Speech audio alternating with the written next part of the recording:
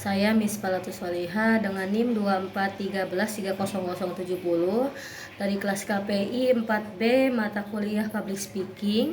Di sini saya akan menyampaikan materi tentang etika komunikasi penyiaran Islam di era digital. Di era sekarang, komunikasi sangat berkembang pesat dari melalui media sosial, dari TikTok, Instagram, dan YouTube. Setiap orang bisa menjadi penyiar informasi. Namun, dalam perspektif Islam, komunikasi tidak hanya menyampaikan pesan, tetapi juga bagaimana kita memperhatikan etika dan nilai kebenaran. Oleh karena itu, penting bagi kita untuk memahami bagaimana cara berkomunikasi dengan baik sesuai dengan ajaran Islam, terutama dalam dunia penyiaran. Dalam komunikasi penyiaran Islam, terdapat beberapa prinsip etika yang harus diperhatikan. Yang pertama, di sini ada qaulan sadidan yang atau perkataan yang benar. Setiap komunikator itu harus menyampaikan informasi yang benar dan tidak mengandung kebohongan atau hoax. Allah berfirman dalam Al-Quran, "Wahai orang-orang yang beriman, bertakwalah kamu kepada Allah dan ucapkanlah perkataan yang benar." Artinya, dalam menyampaikan informasi, kita tidak boleh asal berbicara tanpa memastikan kebenaran. Yang kedua ada qaulan balighon, yaitu perkataan yang jelas dan tepat. Komunikasi harus disampaikan dengan jelas, mudah dipahami, dan tidak terbelit-belit.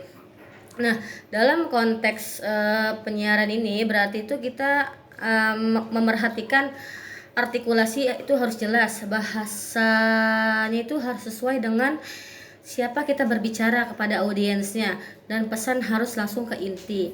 Hal ini sangat penting agar pesan itu disampaikannya tidak menimbulkan kesalahpahaman. Yang ketiga ada qaulan layyinan. Qaulan layyinan itu perkataan yang lembut. Islam mengajarkan kita untuk berbicara lemah lembut bahkan kepada orang yang berbeda pendapat dengan kita.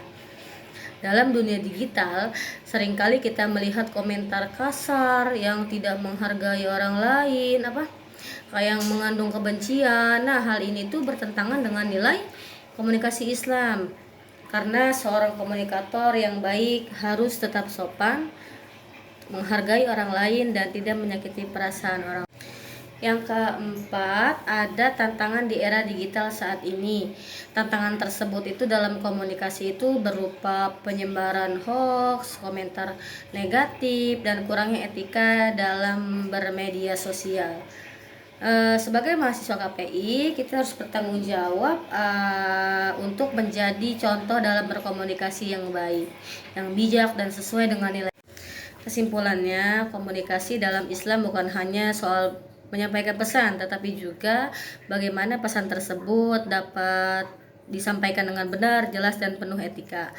Dengan menerapkan prinsip qaulan sadidan, qaulan balighon, dan qaulan layyinan, kita dapat menjadi komunikasi atau komunikator yang tidak hanya efektif saja, tetapi juga membawa kebaikan bagi orang. Semoga kita semua dapat mengamalkan nilai-nilai komunikasi Islam dalam kehidupan sehari-hari, terutama di era digital sekarang. Di video ini saya merasa sudah berusaha menyampaikan materi dengan artikulasi yang jelas.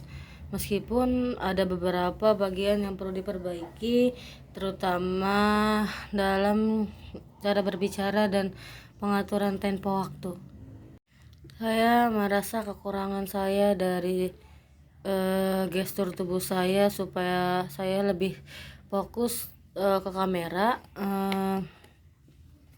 Namun saya menyadari bahwa saya masih perlu percaya diri dan lebih natural dalam berekspresi. Untuk penampilan, saya sudah berusaha rapi dan sopan dengan konteks penyiaran.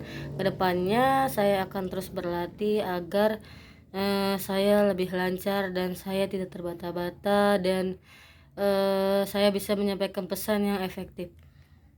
Mohon maaf Ibu, terima kasih. Wabillahi taufik wal hidayah. Wassalamualaikum warahmatullahi wabarakatuh.